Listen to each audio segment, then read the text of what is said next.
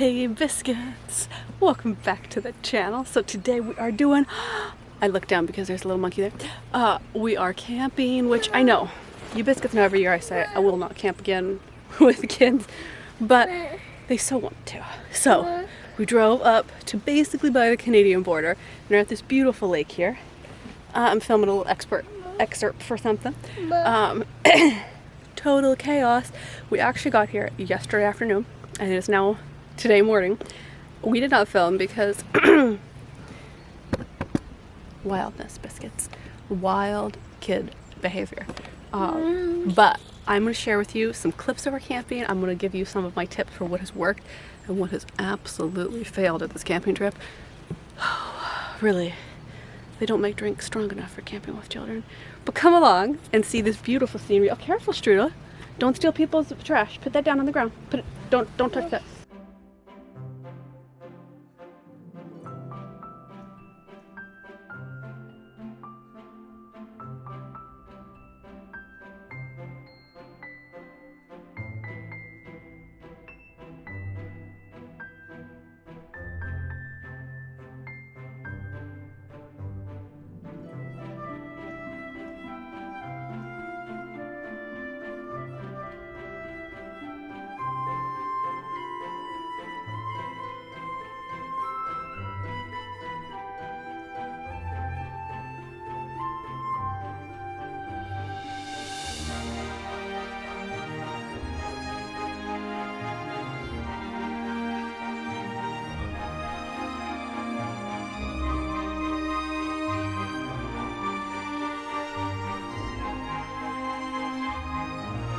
Professional barbecue, you might say. Oh, clearly with this kind of equipment you're like, I found a mega chip.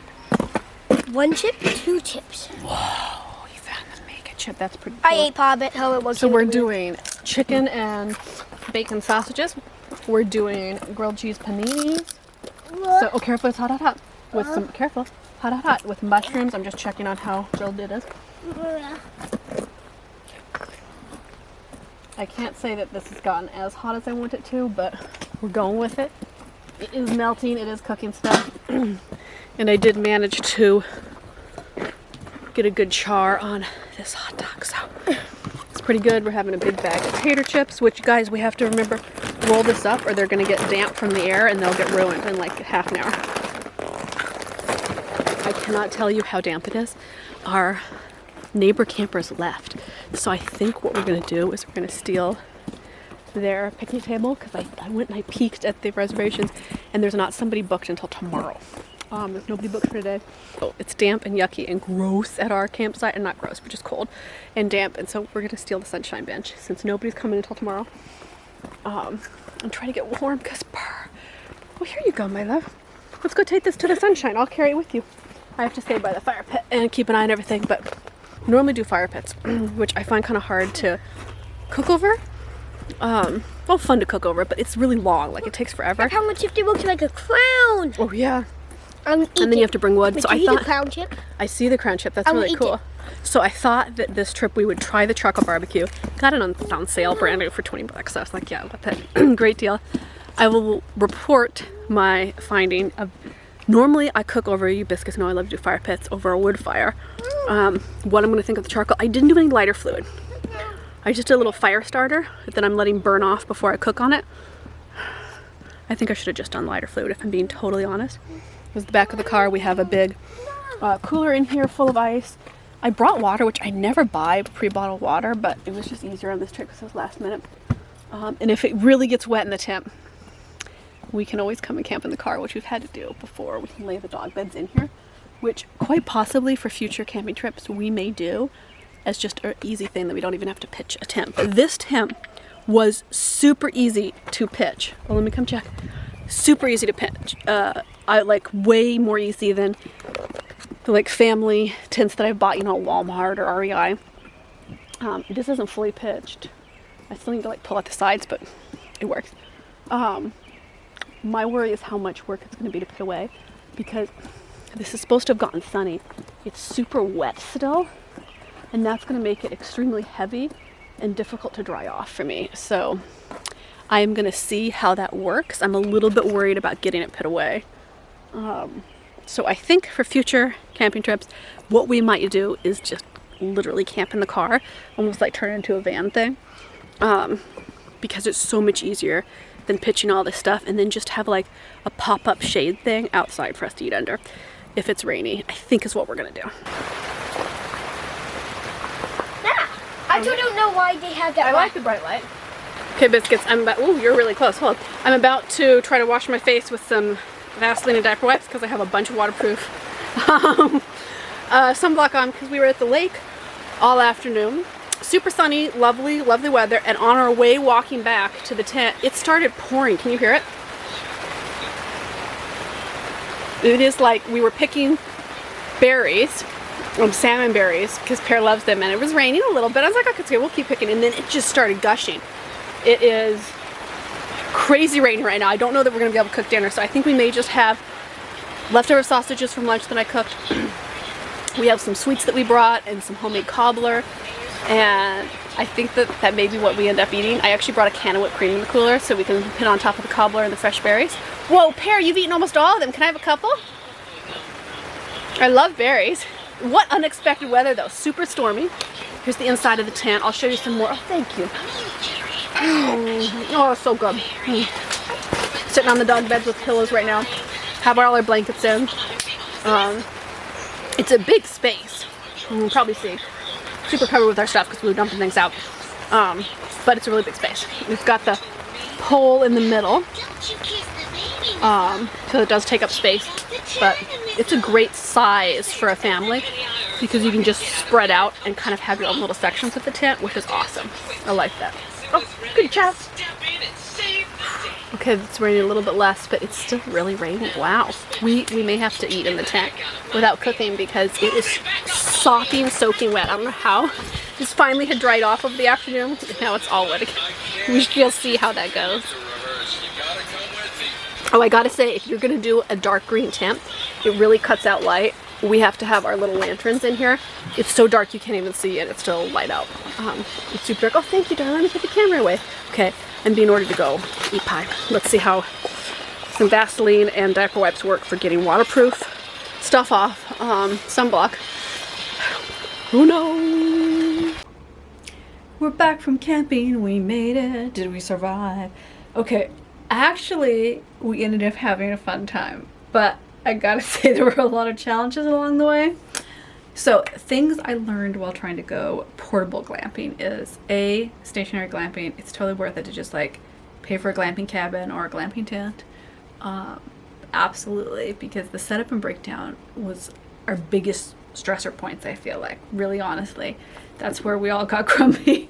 So I think next time we go camping, I think I'm gonna do car camping. I'm gonna bring what we ended up bringing. So in previous years we have tried just sleeping on the ground of the tent with a sleeping bag. We've tried inflatable mattresses, several different kinds. This time I brought foam dog beds with covers you can take off and wash, and I actually bought these dog beds at Costco. We use them at home to build forts, or sometimes we toss them out on our back deck to lay in the sunshine and read books, and they worked great. I needed to bring more. I had 2 dog beds, and that was not enough for all 3 of us to try and cram onto because they aren't that big of dog beds. But they really were very comfy, and they didn't uninflate in the night. Like every single camping mattress I have bought always ends up by the end of the trip de-inflating in the night. So I think foam, a mattress cover, dog bed, something that is not inflatable but that is portable worked really well to keep everybody comfortable. I brought everybody just regular bed pillow, and that really helped us all be more comfy and less crabby. And then what I did, this is one of the best things I did on this camping trip, and I don't know why it's taking me so long. Normally I'll do totes to carry my food, and instead I just used like a big giant diaper box, and I organized it with 1 cutting board, 1 knife, spoons and forks, and all of that. It made it so much easier. I put the food in there, and then I could just, it was a big box, but I could glump it in, stick it where it needed to go, and it was one thing that I didn't have to deal with. Definitely a big cooler was totally worth it. It kept everything cool. It was easy to use.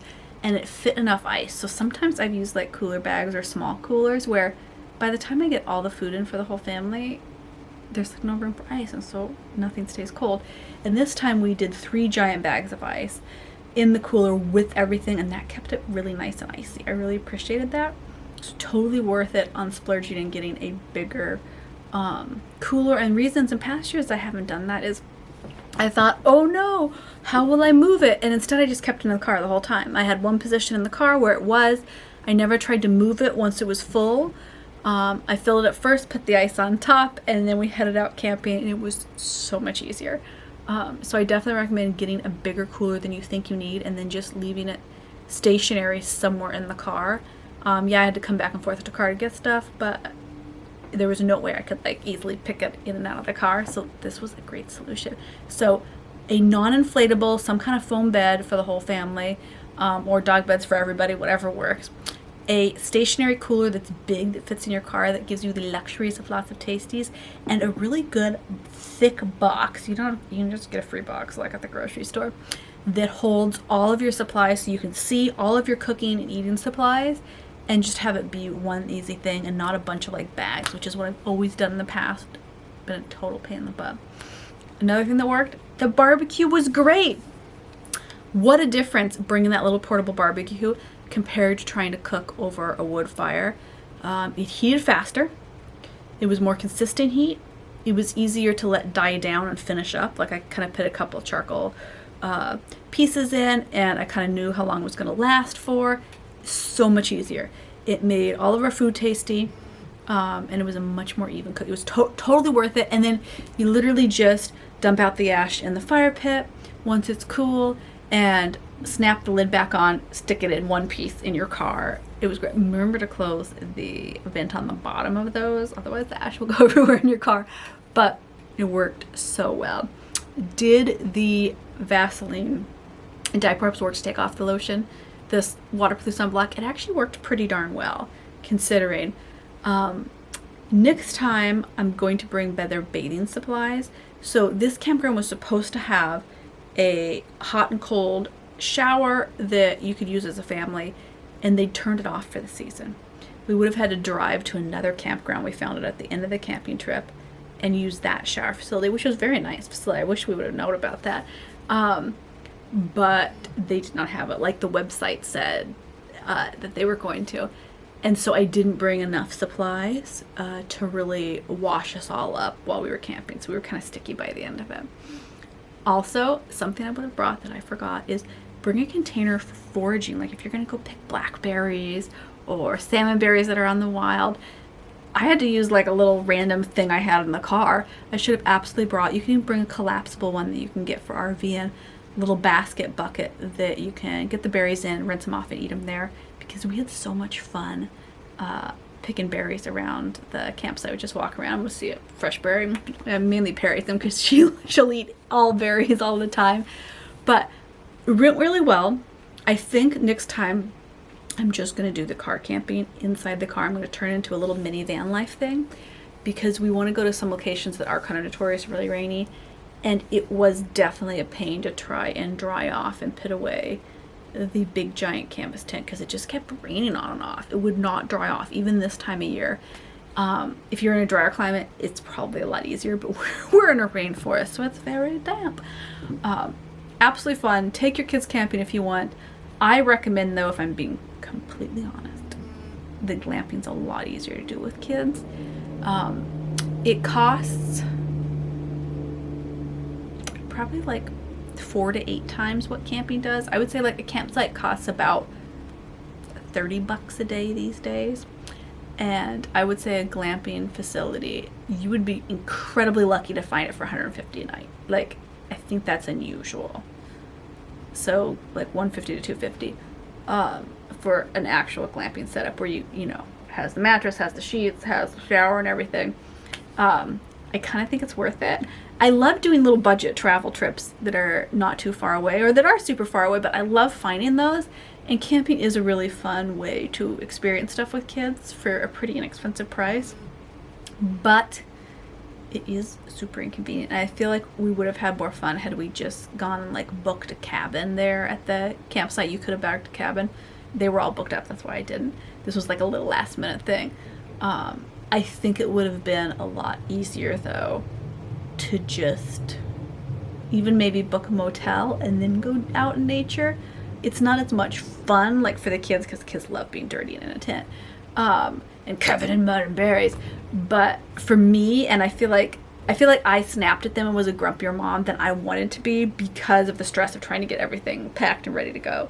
So I would say glamping probably for the win, but camping was still fun. Tell me in the comments, have you gone glamping with your kids and your family this summer, and would you? I'm really curious because I'd like to do a glamping trip sometime this summer still. Okay, biscuits, I'll see you on Patreon. We are doing our ancestral wisdom, getting back to our primal inner being for self-care. Woo! We are feeling happy on where? Patreon. See you over there, biscuits. I love whenever I see a new sign on Patreon, I always try to say hi.